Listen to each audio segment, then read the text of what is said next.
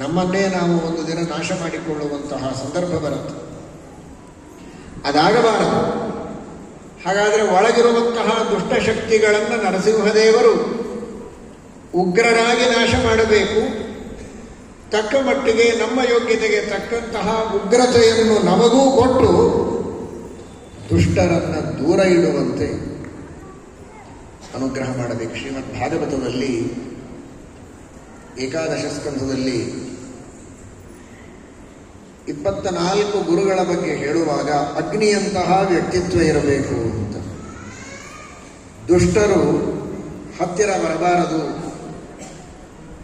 ಇವನ ಹತ್ತಿರ ಬರೋದಕ್ಕೆ ಅವರು ಹೆದರಬೇಕು. ಇವನ ಪ್ರಾಮಾಣಿಕತೆ, ಇವನ ಸತ್ಯನಿಷ್ಠೆ, ಇವನಲ್ಲಿರುವಂತಹ ಸಜ್ಜನಿಕೆ, ಇವುಗಳಿಂದ ದುಷ್ಟರು ಹತ್ತಿರವೇ ಬರದೇ ಇರುವ ಹಾಗೆ ಅಗ್ನಿಯಂತಹ ವ್ಯಕ್ತಿತ್ವವನ್ನು, ಅಗ್ನಿಯಲ್ಲಿ 2 ತರಹದ ವ್ಯಕ್ತಿತ್ವ ಇದೆ. ಅಗ್ನಿಯಿಂದಲೇ ಅಡಿಗೆ ಮಾಡಿಕೊಳ್ಬೇಕು. ಹೋಮ ಮಾಡಬೇಕು ಅಂದರೆ ಅಗ್ನಿಯಿಂದ ಮಾಡಬೇಕು. ಬೆಳಕು ಬೇಕು, ಅಗ್ನಿಯಿಂದ ಬೇಕು. ಅಗ್ನಿಯಿಂದ ಬೆಳಕು, ಅಗ್ನಿಯಿಂದ ಅಡಿಗೆ, ಅಗ್ನಿಯಿಂದ ಅನೇಕ ಕಾರ್ಯಗಳನ್ನು ನಾವು ಮಾಡಿಕೊಳ್ತೇವೆ. ಚಳಿಯಾದಾಗ ಅಗ್ನಿ ಬೇಕು ತಾಪ ಕೊಡುವುದಕ್ಕೆ, ಕತ್ತಲೆ ಇದ್ದರೆ ಬೆಳಕು ಕೊಡುವುದಕ್ಕೆ ಬೇಕು, ಅಪಕ್ವವಾದ ಪದಾರ್ಥ ಇದ್ದರೆ ಅದನ್ನು ಪಕ್ವ ಮಾಡುವುದಕ್ಕೆ ಅಗ್ನಿ ಬೇಕು. ಆದರೆ ಅಂತ ಹೇಳಿ ಪ್ರೀತಿಯಿಂದ ಅಗ್ನಿಯನ್ನು ಅಪ್ಪಿಕೊಳ್ಳೋದಕ್ಕೆ ಬರೋದಿಲ್ಲ, ಮೈ ಮೇಲೆ ಇಟ್ಕೊಳ್ಳೋದಕ್ಕೆ ಬರೋದಿಲ್ಲ. ದೂರದಿಂದಲೇ ಅದರ ಉಪಯೋಗವನ್ನು ಮಾಡಬೇಕು. ಆ ತರಹದ ವ್ಯಕ್ತಿತ್ವ ಮನುಷ್ಯನಲ್ಲಿರಬೇಕು ಅಂತ ಶ್ರೀಮದ್ ಭಾಗವತ ಹೇಳ್ತದೆ. ಅವನಿಂದ ಲಾಭ ಎಲ್ಲರಿಗೂ ಆಗಬೇಕು. ಅವನ ಉಪಯೋಗ ಪಡೆದುಕೊಳ್ಳುವುದಕ್ಕೆ ಎಲ್ಲರೂ ಅವನ ಹತ್ತಿರ ಬರಬೇಕು. ಆದರೆ ಅತಿ ಹತ್ತಿರದಲ್ಲಿ ಬಂದು ಅವನನ್ನೇ ತುಳಿಯುವಂತಾಗಬಾರದು. ಸ್ವಲ್ಪ ದೂರದಲ್ಲಿರಬೇಕು.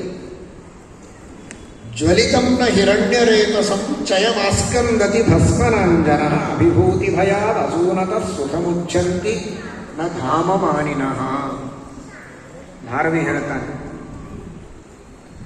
ಬೂದಿ ಇದ್ರೆ ತುಳಿದು ಓಡಾಡ್ತಾರೆ, ಅಗ್ನಿ ಇದ್ರೆ ಪಕ್ಕದಿಂದ ದೂರದಿಂದ ಹೋಗ್ತಾರೆ. ಅಗ್ನಿಯಂತಹ ವ್ಯಕ್ತಿತ್ವ ಇರಬೇಕು. ಹಾಗೆ ನಮ್ಮನ್ನು ಕೂಡ ನರಸಿಂಹದೇವರು ಉಗ್ರರನ್ನಾಗಿ ಮಾಡಬೇಕು. ಅಗ್ನಿಯಂತಹ ವ್ಯಕ್ತಿತ್ವ ನಮ್ಮಲ್ಲಿರುವಂತೆ ನರಸಿಂಹದೇವರು ನಮಗೆ ಅನುಗ್ರಹ ಮಾಡಲಿ ಎಂಬ ಪ್ರಾರ್ಥನೆ.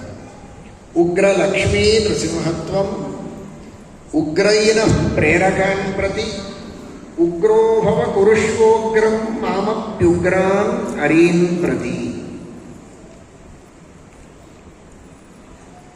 ಉಗ್ರರಾದ ನರಸಿಂಹದೇವರು ಅವರೂ ಉಗ್ರರಾಗಿ ನಮ್ಮ ದೋಷಗಳನ್ನು ದೂರ ಓಡಿಸಲಿ, ನಮ್ಮನ್ನೂ ಉಗ್ರರನ್ನಾಗಿ ಮಾಡಿ ದುಷ್ಟ ಶಕ್ತಿಗಳನ್ನು ದೂರ ಓಡಿಸುವಲ್ಲಿ ಧೈರ್ಯವಂತರಾಗಿ ಜೀವನವನ್ನು ನಡೆಸುವಂತೆ ನಮ್ಮನ್ನು ಪ್ರೇರಿಸಲಿ ಎಂಬ ಪ್ರಾರ್ಥನೆ. ಎರಡನೆಯದಾಗಿ, ಕೆಲವರೆಲ್ಲ ಅನೇಕ ಶುಭ ಸಂಕಲ್ಪಗಳನ್ನು ಮಾಡ್ತಾರೆ. ಶುಭ ಸಂಕಲ್ಪಗಳನ್ನು ಮಾಡುವುದಕ್ಕೆ ಹಿಂದೇಟು ಹಾಕುವವರು ಬಹಳ ಜನ ಇದ್ದಾರೆ. ಇನ್ನು ಕೆಲವರು ಸಂಕಲ್ಪವನ್ನೇನೋ ಮಾಡ್ತಾರೆ, ಆದರೆ ಕಾರ್ಯವನ್ನು ಮಾಡುವುದಕ್ಕೆ ಪ್ರಾರಂಭ ಮಾಡೋದಿಲ್ಲ. ಕೆಲವರು ಪ್ರಾರಂಭ ಮಾಡುತ್ತಾರೆ, ಮುಗಿಸೋದಿಲ್ಲ, ಅರ್ಧಕ್ಕೆ ಬಿಡ್ತಾರೆ. ಶುಭ ಸಂಕಲ್ಪವನ್ನು ಮಾಡಬೇಕು. ಮಾಡಿದ ಶುಭ ಸಂಕಲ್ಪವನ್ನು ಕಾರ್ಯಗತ ಮಾಡಬೇಕು, ಅದನ್ನು ಪೂರ್ಣಗೊಳಿಸಬೇಕು. ಪೂರ್ಣಗೊಳಿಸದಿದ್ದರೂ ಅಡ್ಡಿ ಇಲ್ಲ, ಸಂಕಲ್ಪ ಅಂತೂ ಮಾಡಲೇಬೇಕು, ಪ್ರಾರಂಭ ಅಂತೂ ಮಾಡಲೇಬೇಕು ಅನ್ನುವುದು ಶಾಸ್ತ್ರ ಇದೆ. ಯಾಕೆಂದರೆ ಅಷ್ಟಕ್ಕೂ ಪುಣ್ಯ ಇದೆ, ಅಷ್ಟರಿಂದಲೂ ಅನೇಕ ಲಾಭ ಇದೆ. ಉದಾಹರಣೆಗೆ ಹೇಳೋದಾದರೆ, ವೈಶಾಖ ಮಾಸ ವಸಂತ ಪೂಜೆ ಅಂತ ಮಾಡ್ತಾರೆ. ಕಳೆದು ಅನೇಕ ಜನರಿಗೆ ಫಲಾಹಾರ ಇತ್ಯಾದಿಗಳನ್ನು ದಾನ ದಕ್ಷಿಣೆ ಕೊಡ್ತಾರೆ. ಇಡೀ ಒಂದು ತಿಂಗಳು ವಸಂತ ಪೂಜೆ ಮಾಡಬೇಕು ಅಂತ ಸಂಕಲ್ಪ. ಪ್ರಾರಂಭ ಮಾಡಿದ 2 ದಿವಸ ಆಯಿತು, ನಿಂತೋಯ್ತು. ಮುಂದೆ ಕಾರಣಾಂತರಗಳಿಂದ ಮಾಡಲಿಕ್ಕಾಗಲಿಲ್ಲ. ಏನು ತಪ್ಪಿಲ್ಲ, 2 ದಿವಸ ಆದರೂ ಕೆಲವರು ಹೊಟ್ಟೆ ತುಂಬಲ್ಲ, ಸಾಕು. ಪ್ರಾರಂಭ ಮಾತ್ರ ಇಚ್ಛಾವ ವಿಷ್ಣುಧರ್ಮೇನ ನಿಷ್ಫಲ. ಪ್ರಾರಂಭ ಮಾಡಿದ್ದಕ್ಕೂ ಫಲ ಇದೆ, ಇಚ್ಛಾ ಮಾಡಿದ್ದಕ್ಕೂ ಫಲ ಇದೆ. ಸಂಕಲ್ಪ ಮಾಡೋದರಿಂದಲೂ ಇವನಿಗೆ ಪುಣ್ಯ ಇದೆ. ಆದರೆ ಎಷ್ಟು ಪುಣ್ಯ ಬರಬೇಕೋ ಅಷ್ಟು ಬರೋದಿಲ್ಲ, ಬರುತ್ತೆ. ಪೂರ್ಣಗೊಳಿಸಿದಾಗ ಬರುವಷ್ಟು ಪುಣ್ಯ ಬರೋದಿಲ್ಲ, ಪೂರ್ಣಗೊಳಿಸಿದರೆ ಆಗುವಂತಹ ಲಾಭ ಏನೋ ಆ ಲಾಭ ಆಗುವುದಿಲ್ಲ. ಅಂತಹ ಲಾಭ ನಮಗಾಗಬೇಕಾಗಿದ್ದರೆ ವೀರರಾಗಬೇಕು. ವೀರ ಅನ್ನುವ ಶಬ್ದಕ್ಕೆ ಅಧ್ಯವಸಿತ ಅಂತಗಾಮಿ ಅಂತ ಶ್ರೀಮಠೀಕಾಕೃತರಾದರು ಶ್ರೀಮನ್ಯಾಯ ಸುಧಾಗ್ರಂಥದಲ್ಲಿ ಹೇಳ್ತಾರೆ. ಯಾವುದನ್ನು ಸಂಕಲ್ಪ ಮಾಡಿರ್ತಾನೆ ಅದನ್ನು ಪೂರ್ಣಗೊಳಿಸುವ ವ್ಯಕ್ತಿಗೆ ವೀರ ಅಂತ ಹೇಳ್ತಾರೆ. ದೇವರು ತಾನು ಯಾವ ಸಂಕಲ್ಪವನ್ನು ಮಾಡಿರ್ತಾನೆ ಅದನ್ನು ಪೂರ್ಣಗೊಳಿಸಿಲ್ಲ ಅನ್ನುವ ಇತಿಹಾಸವೇ ಇಲ್ಲ. ಸತ್ಯ ಸಂಕಲ್ಪ ಅಂತೆ ಅವನ ಹೆಸರು, ಸತ್ಯ ಕಾಮ ಸತ್ಯ ಸಂಕಲ್ಪ ಅಂತ. ಯಾರು ದೇವರನ್ನ ಹಾಗೆ ಉಪಾಸನೆ ಮಾಡಿ ದೇವರನ್ನ ಕಂಡು ಮೋಕ್ಷವನ್ನು ಪಡೀತಾರೆ ಅವರೂ ಸತ್ಯ ಸಂಕಲ್ಪರಾಗ್ತಾರೆ. ಕಾಮೇನ ಮೇ ಕಾಮ ಆಗ, ಪರಮಾತ್ಮನ ಇಚ್ಛೆಯಂತೆ ಇವನ ಇಚ್ಛೆ ಇರುತ್ತೆ. ಪರಮಾತ್ಮನ ಇಚ್ಛೆ ಎಂದಿಗೂ ಹುಸಿ ಹೋಗೋದಿಲ್ಲ ಅಂದರೆ ಇವನ ಇಚ್ಛೆಯೂ ಹುಸಿ ಹೋಗೋದಿಲ್ಲ. ಮೋಕ್ಷವು ದೇವರೂ ಸತ್ಯಕಾಮ, ಜೀವನೂ ಸತ್ಯಕಾಮ. ಆದರೆ ಈಗಲ್ಲ, ಮೋಕ್ಷದಲ್ಲಿ ಅದು ಸ್ವತಂತ್ರವಾಗಿ ಅಲ್ಲ, ಪರಮಾತ್ಮನ ಅನುಗ್ರಹದಿಂದ. ಪರಮಾತ್ಮ ಮಾತ್ರ ಅನಾದಿ ಕಾಲದಿಂದಲೂ ಅನಂತ ಕಾಲದವರೆಗೆ ಸ್ವತಂತ್ರನಾಗಿ ಸತ್ಯಕಾಮನಾಗಿದ್ದಾನೆ, ಸತ್ಯ ಸಂಕಲ್ಪನಾಗಿದ್ದಾನೆ. ಅಧ್ಯವಸಿತ ಅಂತಗಾಮಿ, ಏನು ಸಂಕಲ್ಪ ಮಾಡಿರ್ತಾನೋ ಅದನ್ನು ಪೂರ್ಣಗೊಳಿಸ್ತಾನೆ. ಹಾಗಾಗಿ ಆ ಭಗವಂತನನ್ನು ವೀರ ಎಂಬುದಾಗಿ ಹೇಳ್ತಾರೆ.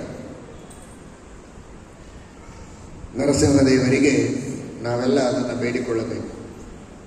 ಶುಭ ಸಂಕಲ್ಪ ಮಾಡುವ ಶಕ್ತಿಯನ್ನು ಕೊಡು, ಮಾಡಿದ ಶುಭ ಸಂಕಲ್ಪವನ್ನು ಪೂರ್ಣ ಮಾಡುವಂತಹ ಸಾಮರ್ಥ್ಯವನ್ನು ನೀಡಿ ನಮ್ಮೆಲ್ಲರನ್ನ ವೀರರನ್ನಾಗಿ ಮಾಡು ಅಂತ ನರಸಿಂಹದೇವರಿಗೆ ನಾವು ಕೇಳಬೇಕು.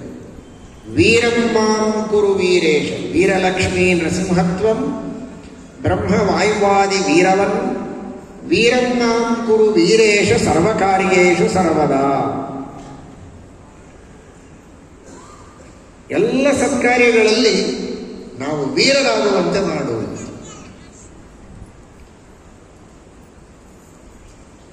ನಿನ್ನೆ ದಿವಸ ಕೇಳಿದಂತೆ ಇವತ್ತು ನಿನ್ನೆ ನೀವೆಲ್ಲ ಅದೆಷ್ಟು ಉತ್ಸಾಹದಿಂದ ಸಂಕಲ್ಪವನ್ನು ಮಾಡಿದಿರಿ, ಕೈ ಎತ್ತಿದಿರಿ. ಪ್ರಾಯ ಮನೆಗೆ ಹೋಗುವಾಗ 1-2 ಸಲ ಆದರೂ ನರಸಿಂಹ ಅಂತ ಅಂದಿರಿ ಅಂತ ಅನ್ಕೊಳ್ತೀನಿ. ಅಂದಿರಲೇಬೇಕು. ಯಾಕೆ ಅಂದರೆ ರಾತ್ರಿ 1 ಗಂಟೆಗೇನೆ ಕೆಲಸ ಆಗಿ ಹೋಯಿತು.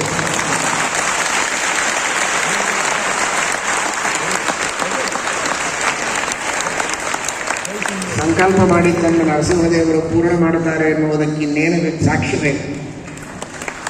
ಇವತ್ತು ನಿಮ್ಮಲ್ಲಿ ಎಷ್ಟು ಭಕ್ತಿ ಶ್ರದ್ಧೆಗಳಿಂದ ಇನ್ನೂ ಚೆನ್ನಾಗಿ ನಾಮಸ್ಮರಣೆ ನಾಮ ಸಂಕೀರ್ತನೆ ನಡೀತದೆ, ನರಸಿಂಹದೇವರ ಪ್ರಾರ್ಥನೆ ಆಗ್ತದೆ, ಸುಳಾದಿ ಜೋರಾಗತ್ತೆ. ಅಷ್ಟು ಇನ್ನೂ ಜೋರಾಗಿ ಏನದು ಈ ಸಿಂಧೂರ್ಕ ಅಭಿನಂದನ್ ಈ ಕಾರ್ಯಕ್ರಮ ಬಹಳ ಜೋರಾಗಿ ಆಗುತ್ತದೆ. ಇಡೀ ಭಾರತ ದೇಶದ ಪ್ರತಿಯೊಬ್ಬ ವ್ಯಕ್ತಿಯೂ ಕೂಡ ಹೆಮ್ಮೆಯಿಂದ ತಲೆ ಎತ್ತಿ ನಡೆಯುವಂತಹ ಪ್ರಸಂಗ. ಧರ್ಮದ ರಕ್ಷಣೆಯಾಗಬೇಕು, ಸಜ್ಜನರ ರಕ್ಷಣೆಯಾಗಬೇಕು. ಇದು ಮಾತ್ರ ಉದ್ದೇಶ, ಇಲ್ಲಿ ಹಿಂಸೆ ಉದ್ದೇಶ ಅಲ್ಲ. ಆದರೆ ಧರ್ಮದ ರಕ್ಷಣೆಗಾಗಿ ಏನು ಮಾಡಬೇಕೋ ಅದೆಲ್ಲವನ್ನು ಮಾಡಲೇಬೇಕು. ಆ ದೃಷ್ಟಿಯಲ್ಲಿ ಸಂಕಲ್ಪವನ್ನು ಮಾಡಿದ್ದೀರಿ. ಮಾಡಿದ ಸಂಕಲ್ಪ ಪೂರ್ಣ ಆಗಬೇಕು. ನಿತ್ಯವೂ ನರಸಿಂಹದೇವರ ನಾಮಸ್ಮರಣ ಆಗಬೇಕು. ಒಂದು ದಿನವೂ ಬಿಡದಂತೆ ಈ ನರಸಿಂಹದೇವರ ನಾಮಸ್ಮರಣೆ, ಸ್ತೋತ್ರ ಪಠಣ, ಅದರಂತೆ ನಿಮಗೆ ಏನೇನು ಸ್ತೋತ್ರಗಳು ಬರುತ್ತೆ, ವೆಂಕಟೇಶ ಸ್ತೋತ್ರ, ವಿಷ್ಣು ಸಹಸ್ರನಾಮ ಸ್ತೋತ್ರ,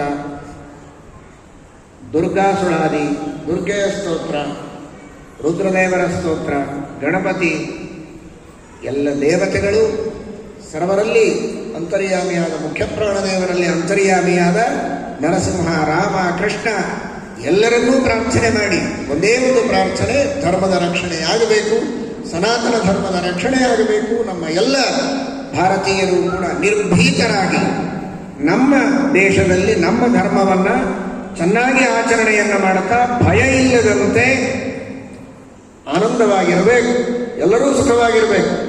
ಆ ದೃಷ್ಟಿಯಲ್ಲಿ ನೀವೆಲ್ಲ ಈ ಸಂಕಲ್ಪವನ್ನು ಮುಂದುವರೆಸಬೇಕು, ಅರ್ಥಾತ್ ಆ ಕಾರ್ಯವನ್ನು ಮುಂದುವರೆಸಬೇಕು.